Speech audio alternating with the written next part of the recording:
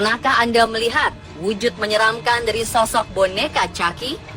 Bagi para penggemar film horor, sosok boneka-boneka mungil sang pembunuh berantai ini bukanlah hal asing.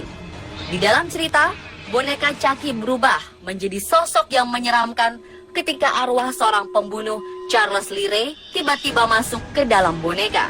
Alhasil, karena tidak ingin terlalu lama terjebak di dalam tubuh boneka, boneka Chucky berusaha keras mencari korban-korbannya yang kemudian dijadikan sebagai media. Seramnya lagi, boneka Chucky ini kemudian tidak segan-segan membunuh para manusia yang menyadari akan keberadaannya. Kesan horor dalam film Chucky juga dapat kita rasakan juga di dalam pulau ini. Yang lebih menyeramkan, di pulau ini tidak hanya ada satu boneka saja, melainkan ada ribuan boneka menyeramkan seperti boneka Chucky. Beberapa boneka bahkan kondisinya lebih buruk. Pulau menyeramkan ini terletak di pedalaman Xochimilco, kota Meksiko, atau Kanal Sebelah Selatan, Mexico City. Untuk mengakses ke pulau ini, para pelancong biasanya menggunakan kapal kecil yang disebut trajinera dari kawasan Cuemanco Pier dengan waktu tempuh perjalanan sekitar 2 jam dari kota Meksiko.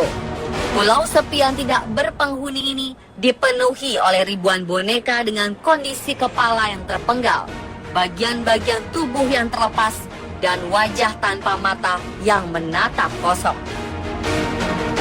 Orang-orang Meksiko menyebut pulau ini dengan sebutan La Isla de la Monecas, yang artinya Island of the Dolls, atau bahasa Indonesianya adalah Pulau Boneka. Cerita yang beredar di masyarakat, ribuan boneka ini dianggap hidup dan dipercaya kerap bergerak serta mengeluarkan jeritan di setiap malam. Inilah yang membuat Pulau Boneka La Isla de la Monecas dianggap sebagai pulau paling mengerikan oleh masyarakat sekitar. Timbul pertanyaan, dari manakah asal ribuan boneka tersebut? Bagaimana mereka bisa memenuhi dan mendiami pulau? Seperti apakah kisah asal-muasal Pulau Boneka ini? Di balik itu semua, ternyata Pulau Boneka ini memiliki latar belakang yang sungguh menyedihkan. Kisahnya berawal dari seorang pria yang bernama Don Julian Santana. Ia adalah pria kelahiran La Asuncion, salah satu perkampungan tertua di Xochimilco pada 20 Oktober 1921. Sebelumnya, Don Julian adalah seorang petani, bercocok tanam dengan menanam sayur-sayuran dan buah-buahan. Hingga pada suatu hari, ia kemudian menjadi seorang pecandu minuman keras, sehingga orang-orang di desanya tidak menyukainya dan mengusirnya pergi. Pada 1950, Don Julian memutuskan untuk pergi dari La Asuncion dan meninggalkan istri dan anak-anaknya. Ia memutuskan untuk memulai kehidupan barunya dalam pengasingan. Aneh, Don Julian memilih sebuah pulau tak berpenghuni di Danau Tesuilo. Konon, pulau ini dikenal sebagai Pulau Hantu. Hanya sedikit saja ada orang yang berani memasuki pulau ini. Lantas, apa latar belakang pulau ini dikatakan sebagai pulau berhantu dan pulau paling menyeramkan di Meksiko?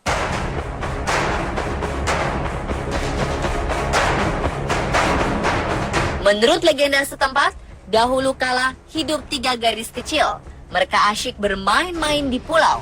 Kemudian satu dari mereka tenggelam dan akhirnya meninggal.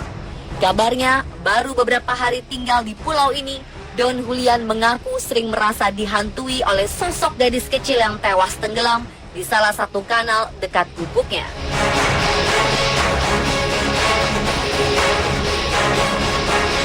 Sosok arwah yang tidak tenang dari gadis kecil yang meninggal tenggelam ini dikabarkan sering bernyanyi, tertawa, dan memanggil-manggil nama Don Julian dari dalam air. Menurutnya, ada sesuatu yang menggaruk-garuk gubuknya dan juga mengetuk-ngetuk jendela. Terkadang, Don Julian dapat melihat sosok gadis kecil berada di atas pohon atau di atas air dan melayang di sekitar pulau pada malam hari. Sejak itu, Don Julian merasa hidupnya tak tenang. Ia merasa ada sesuatu yang mengikutinya. Hingga pada suatu hari, Don Julian melihat sebuah boneka mengapung di atas air. Ia lalu mengambil boneka itu dan menggantungnya di sekitar lokasi tempat gadis kecil tersebut meninggal. Ia sengaja melakukan ini dengan harapan bahwa arwah sosok gadis kecil ini bisa tenang dan tidak lagi mengganggunya karena memainkan boneka yang diletakkan oleh Don Julian. Apakah hal ini berhasil? Ternyata tidak, karena sosok tersebut masih saja mengganggu Don Julian.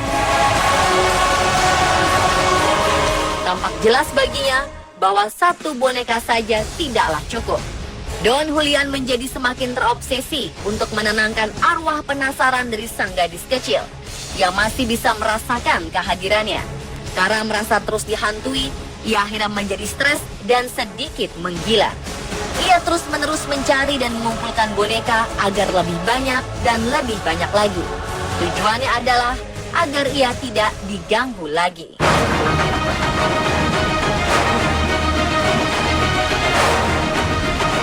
Namun satu yang menjadi pertanyaan, dari manakah asalnya ribuan boneka ini? Apakah di dekat pulau ini terdapat pabrik boneka? Ataukah ribuan boneka-boneka ini ia dapatkan kembali dari aliran sungai? Bagaimana nasib dari Don Julian sendiri? Pastikan Anda menyaksikan kelanjutan dari misteri series Pulau Boneka La Isla de las Monecas besok malam hanya di On The Spot.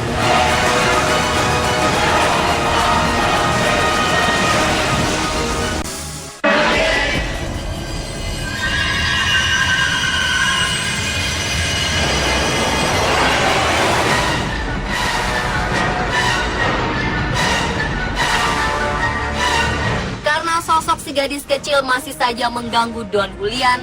Ia akhirnya menjadi stres dan sedikit menggila. Ia terus-menerus mencari dan mengumpulkan boneka agar lebih banyak dan lebih banyak lagi. Tujuannya adalah agar ia tidak diganggu lagi. Lalu timbul pertanyaan, dari manakah asal ribuan boneka penghuni pulau ini? Bagaimana nasib Don Julian selanjutnya? Don Julian mengumpulkan boneka-boneka penghuni pulau sedikit demi sedikit dari sekitar tempat pembuangan sampah dengan sistem barter. Ia akan menukar sayuran dengan boneka kepada siapapun yang ditemuinya. Semua jenis boneka, mulai dari boneka kain, plastik, karet, dalam keadaan utuh maupun compang-camping, ia angkut semuanya. Seakan mereka adalah sang penyelamatnya dari gangguan dan kekuatan jahat arwah penasaran sang gadis kecil. Kemudian boneka-boneka ini ia gantungkan secara acak di depan pintu masuk dan pintu gubuknya, di pagar, di batang pohon, hingga di atas pohon.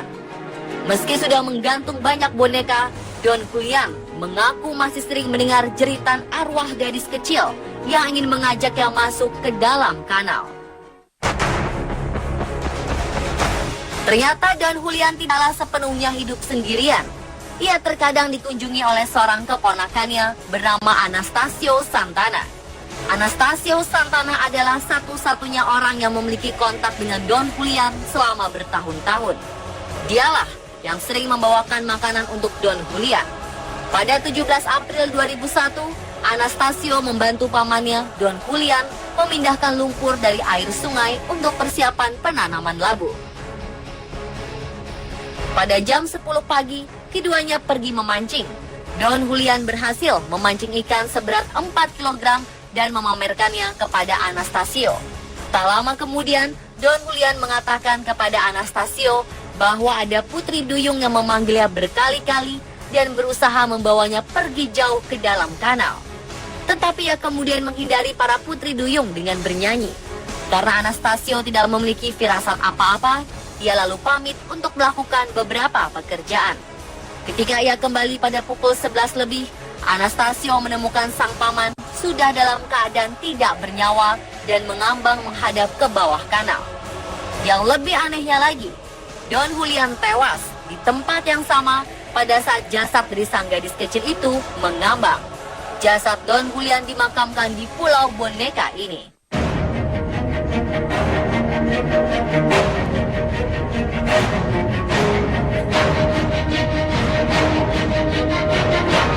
Selama lebih dari 50 tahun, boneka yang terkumpul di pulau ini jumlahnya semakin banyak, bahkan hampir mencapai 1.500 boneka. Dari kejauhan, boneka-boneka ini tampak seperti ribuan jasad yang dimutilasi. Ada berbagai spekulasi tentang Don Julian dan ribuan boneka di tempat ini. Banyak yang percaya Don Julian Santana hanya mengarang cerita tentang hantu gadis kecil yang mengganggunya. Bahkan ada yang juga mengatakan bahwa Don Julian adalah sosok pria gila yang menganggap boneka-boneka tersebut adalah perwujudan dari anak-anak kandungnya.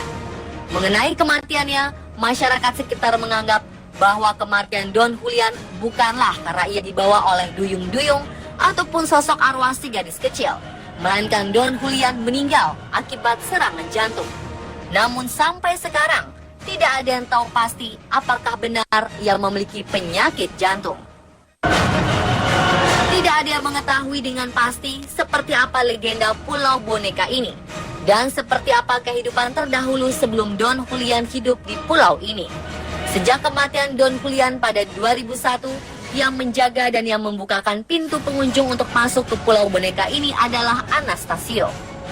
Meskipun Anastasio tidak tinggal di pulau ini, ia percaya bahwa arwah dari gadis kecil tersebut masih berada di sekitarnya dan telah merasuki boneka-boneka penghuni pulau ini.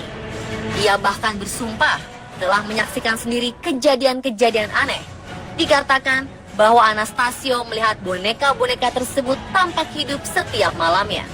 Mereka melakukan berbagai gerakan seperti memutar kepala mereka, menggerakkan mata mereka, dan memutar kaki mereka.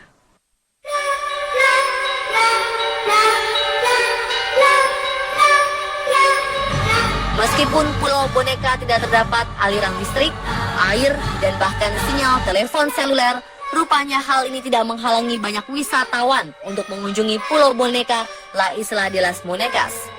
Para wisatawan bernyali besar yang mengunjungi pulau ini diwajibkan membawa banyak boneka dengan harapan dapat memenuhi keinginan arwah penunggu pulau dan bisa menikmati perjalanannya dengan aman di Pulau Boneka ini. Sejumlah wisatawan yang pernah ke pulau ini juga melaporkan suasana di dalam pulau sangat mencekam. Mereka merasa seolah-olah ada mata-mata yang selalu mengawasi kemanapun mereka bergerak.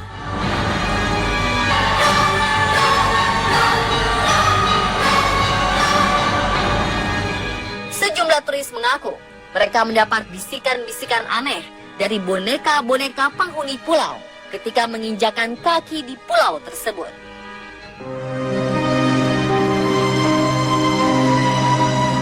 Pemirsa, itulah kisah misteri dari Pulau Boneka yang sangat terkenal di dunia. Jika suatu hari nanti kita berkesempatan dapat mengunjungi Meksiko, apakah Anda tertarik untuk mengunjungi Pulau Boneka ini?